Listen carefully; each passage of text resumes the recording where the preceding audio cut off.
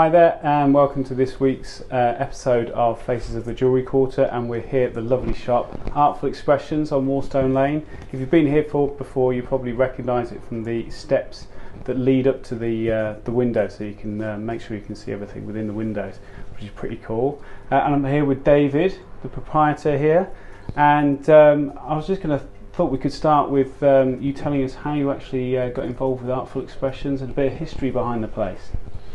Well, Artful Expression opened about 20 years ago in this space. Originally it was selling art supplies and locally made jewellery.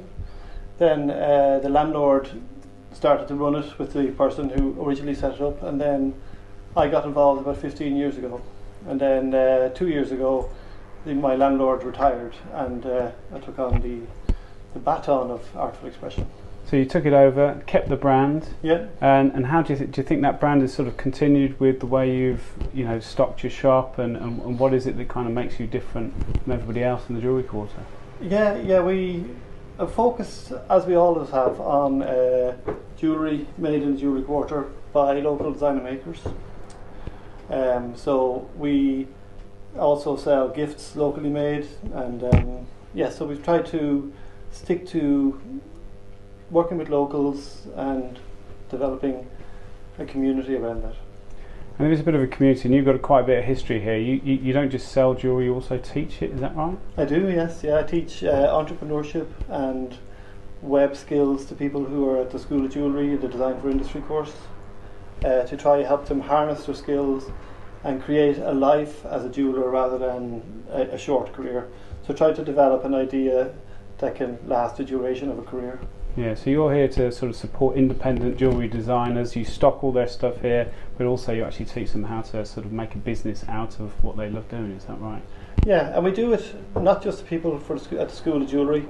When we meet designer makers, we try to talk to them about their business, and if we can help them, advise them, support them, create an event for them, or simply just be somebody they can ask about business, then we do that for them. Okay, and you actually design your own stuff. You also do watches. Yeah. Is that right? So yeah, well, range. Yeah, I'm a watchmaker is my original trade, and then I moved to Birmingham from Ireland to study silversmithing and jewellery. So I kind of put all those skills together. So we make watches, we make jewellery, we sell our own stuff within Artful Expression, and also we engage with the local designer maker community and the residents to create a kind of unique hub. Yeah, and so why did you actually choose to sort of pick a shop that's right in the heart of the Jewellery Quarter? It's on Warstone Lane, it's surrounded by hundreds of other jewellers. Why do you think it was a good idea to set up with so much competition around you? Well, I think competition is a very positive thing for a business. It means that the whole area is a magnet for people who are looking for jewellery, and we're here with our own individual style, our own products that are rare and beautiful.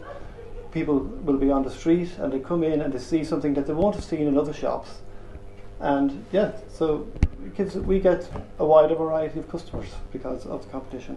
Yeah, so because of there's so many shops here, it brings more people to the kind of the venue, and each shop is a little bit different anyway, and you've got your own sort of market, and you'll appeal to different various people that are coming to the quarter. Yeah. And what is it that, if you could pick one or two things that you love about the Jewellery Quarter, what do you think that would be? The reason I loved it after I graduated from the School of Jewellery was that it was a community. So I felt at home here, when I go about my daily business, or when people come into the shop, I've seen them before, or I say hello to the postman. The local retailers are friendly, you can have the newsagents, everything's here. So you get community and plus heritage. I became very interested in kind of the Industrial Revolution and where manufacturing began, and I'm in the heart of it right here. I always think about James Watt from the Industrial Revolution, who lived at the end of the alleyway here. I walk in his footsteps every day, and I think about that too.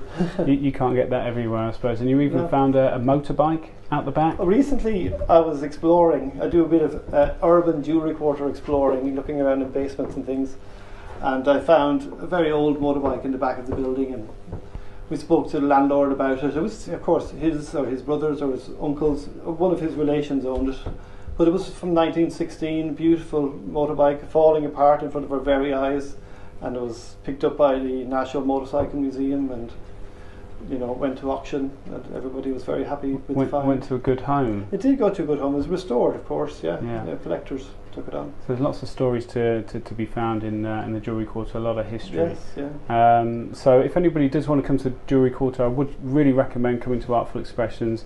They've got lots of unique jewellery here. David knows what he's talking about.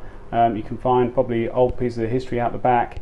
Also, you've made an effort with the interior decor. So you've got a nice autumn feature. You've got leaves all over the wall, and obviously you really make a bit of an experience when you come here. So come down anytime you like. They're always pretty much open, and thank you very much, Dave, for your time. Much appreciated. Right. Thanks for coming in. No problem. Take care. Cheers.